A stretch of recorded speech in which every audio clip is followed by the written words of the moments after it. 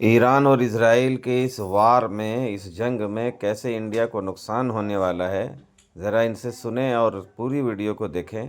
कैसे जहन्नम के रास्ते पर इंडिया को ला करके हमारे देश के। इस वीडियो को लाइक और शेयर, ज़्यादा से ज़्यादा शेयर करें, कमेंट करें, फॉलो करें। खुदा। जो स्ट्रेट ऑफ हॉर्मुज है, जिसको ईरान ने अभी बंद कर रखा है। ईरान ने दो देशों के लिए वो स्ट्रेट ऑफ हॉर्मुज उनके जहाजों के लिए खोल दिया, चीन और रशिया। भारत का नाम उस लिस्ट में आपने अगर उम्मीद की हो तो गलत उम्मीद की थी, नहीं है। क्यों नहीं है वो आपको मैं बता ही चुका हूं।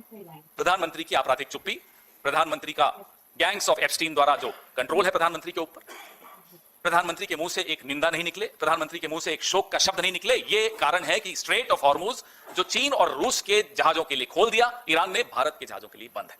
और आज जब मैं आपसे बात कर रहा हूं, 10,000 करोड़ का भारत का सामान, 38 जहाज और 1100 सेलर्स अटके हुए हैं।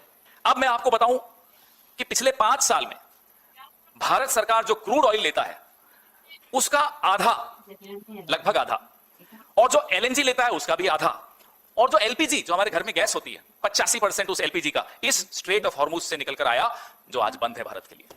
नुकसान जो होने वाला है हमारे आपके घरों में, हमारी आपकी जेब को, यह नुकसान होने वाला है।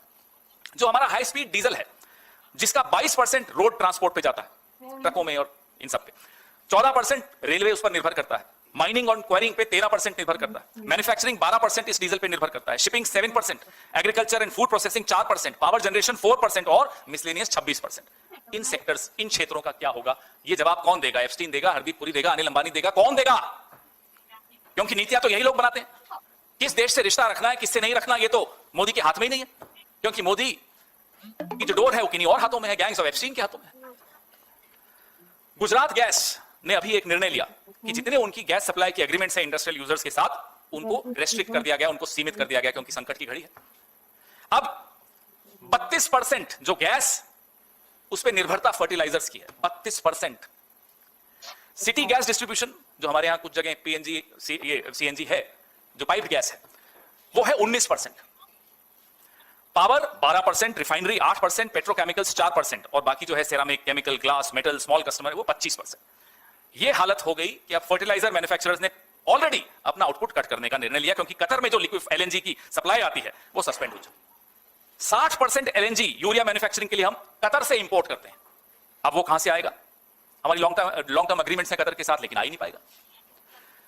अब जो इफको है, उन्होंने अपने यूरिया प्लांट्स में ऑलरेडी रिडक्शंस कर दिए, कमी कर दी कि नहीं, अब नहीं निकाल पाएंगे, नहीं बना पाएंगे। 40% यूरिया और फॉस्फेटिक फर्टिलाइजर हम मिडिल ईस्ट से खरीदते हैं। बताइए साहब, कहां से आएगा? कौन देगा? हरदीप पुरी लाएंगे? एप्स्टीन आइलैंड से आएगा? कहां से आएगा?